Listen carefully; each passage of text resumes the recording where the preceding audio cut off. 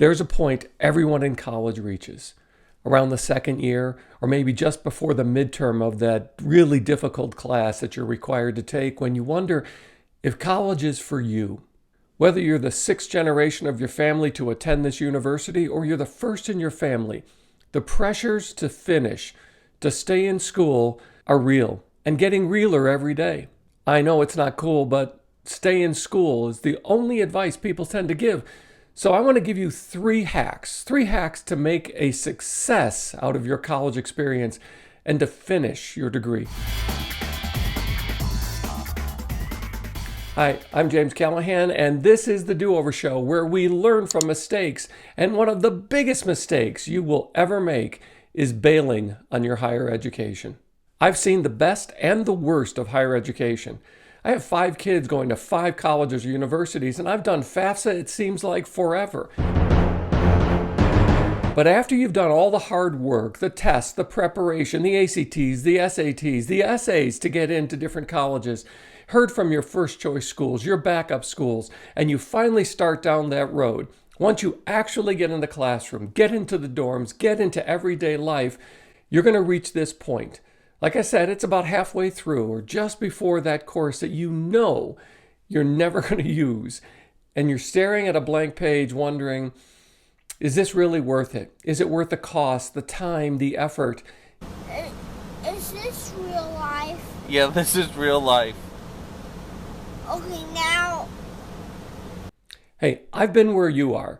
Facing a really tough class, something irrelevant, something that doesn't fit your major, something you have no idea where in the world this will ever become real for you. Anderson. Here. Bueller. Bueller. Bueller. And you're wondering whether or not this is worth it, whether this is the time that you should say, I made a mistake. So let's tackle some of what's making this so difficult for so many. And hey, stick around to the end and I'll give you 3 hacks that are almost guaranteed to help you succeed in your college experience. So let's get started. The first step in getting college right is remember what it can do for us, what it's really for. It's a way to make ourselves employable, more employable, and to make more throughout our working life. That's more money. No matter what our major is, no matter what field we tackle, finishing a college degree will put us at a level of income and employability that will pay off throughout our entire lifetime. As long as it's done, you're always better off with a finished degree. To that I say, all right, all right, all right. Well, let's look at the numbers from the Bureau of Labor Statistics and see what it actually looks like. They've been saying this for the last 20 years, but after that first 5 years of getting out of college, that's the most difficult time to find a full-time job, to settle into an area, to develop some interests. College is no guarantee of employment, just employability. Even in a bad economy, you are always more employable with a college degree. And yes, there are some skills, some of the same things that are offered in colleges and universities that you can acquire and receive certification that will help you land a job. And that will be your foot in the door until the next tech wave changes everything again and you'll need to keep learning, acquiring, and adding skills because that's what work life really is. So college or university graduation is not the end, it's simply a benchmark. Now, there is something else going on today, and it's the cost of higher education. That and student loans and student loan debt that never seems to go away. I don't have a solution for it, but I do have a reality check about it. Don't ignore the lifetime value of higher education. There's really no arguing with the average weekly compensation gaps between college grads and high school grads. Over a lifetime, it can be as much as $3 to $5 million more for college grads. But remember this, no one really pays the full price for their higher education. Because of awards and financial aid and scholarships, most of what people pay for a higher education is usually less than half, close to a third of the actual cost that schools advertise each year for tuition, room, and board. Yes.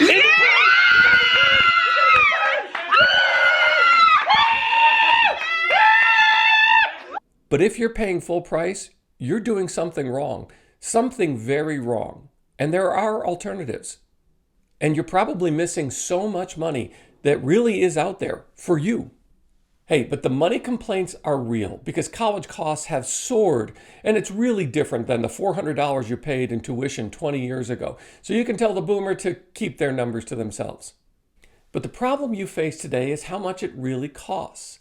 And that means balancing the cost of what it takes to get a college education versus the lifetime value that you receive from finishing that college or university degree. Because the cost compared to the value is still relatively low cost for a high return. I think the money complaint is really just another excuse for the say no to college crowd. The you can be awesome, make boatloads of money without college, even if you drop out kind of people. You know, like Bill Gates and Mark Zuckerberg. Whoa! I just got invited to give the commencement address at Harvard this year. That's amazing. I remember you did it 10 years ago when Priscilla graduated. I was there. Yeah, it was a lot of fun. 30 years later than I was supposed to, but I enjoyed it. They know we didn't actually graduate, right? Oh, that is the best part.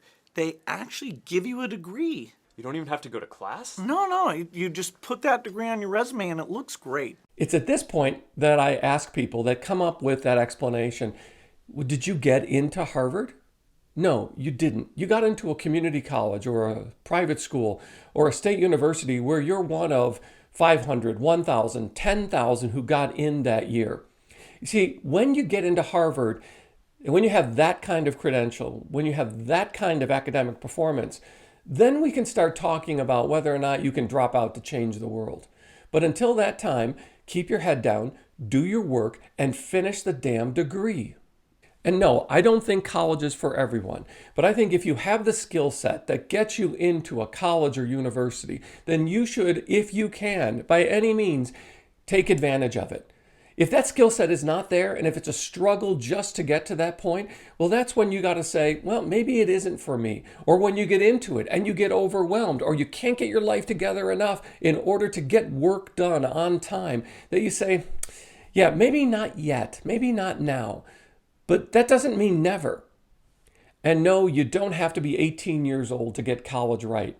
And the more second career college students I meet and teach, the more I'm convinced. And they'll admit they just weren't prepared. They just weren't ready at 18. But they are with a little experience. They are with a little frustration under their belt. And they make for more serious, better students, more focused on getting the degree finished than just the college experience itself. And here are the 3 college hacks that I promised you. The things that I've told all 5 of my children in their college and university experience, and the thing that I've taught hundreds and hundreds of undergrad and grad students through the years, the 3 things they can do to find their way to successfully complete their degree and to make it something that benefits them. The first one is ask a question in the first week of class. In the first class, if possible, even while you're going through the syllabus. Raise your hand and say something like, hey, professor, I have a question about section 2 on page 4. And I'm James, by the way. Don't ask things like, will this be on the exam? Or what's the minimum number of pages you'll accept for this assignment? Or what's a passing grade in this course anyway? Your goal is to become a human being in the eyes of your professor, even if you're in that freshman seminar with 95 other young faces around you. The second hack is to show up for office hours as soon as they are available. Don't wait till the day before the first quiz or midterm or first assignment is due. Show up and ask a clarifying question. Ask a question about an upcoming assignment. And then say, I've looked into it. I've looked at what I'll have to do. Can you give me any advice as I do my work? See, using phrases like, as I do my work, means that you're doing this assignment for the right reason, the reasons the professor thinks you should be doing this assignment. And they will gladly volunteer hints or helps to you to keep you on the right track as you do your work. And 3, after you've done your first assignment or taken that first quiz or exam, whatever grade you get, go to the next office hour, meet with the professor, have the paper or the assignment in front of you, and ask to walk through it together with them. Ask them, how could I have answered this better? What were you looking for here? Ask those simple clarifying questions and let them give you their response. And then, and here's the double down that always works. After you've walked through the assignment, no matter whether you got an A or whether you got something lower than a C, volunteer to redo the assignment. Offer this to them. Say, just for my sake, I'd like to go through this again. Add the things that I should have known or that I should have gotten right the first time, the things that will help me capture this information and knowledge. And will you agree to read it for me, please? I'm not asking for a different grade. I just want to have a better learning experience. Over and over again, I get students coming back to me who have followed this advice and said, especially when they said, I'm not looking for a better grade, I just need to increase my learning experience, that when they submitted the revised assignment, miraculously, their grade improved in the grade book. Or on the next assignment, they were shown more generosity or charity by the instructor, or they got a little more help from the professor. You see, it's things like this. It's that golden gem of putting yourself in the right place, of succeeding, that gets you through a course, gets you better grades, and gets you closer to finishing your degree. This little hack about resubmitting work after redoing it, even if the grade is locked in a book, well, that works because that's what real life is like. That's what jobs and careers are like. When you submit work, you get feedback and you say, all right, I'm going to go back and I'm going to make this better. Thanks for that feedback. It works because that's what the rest of your life is going to be like.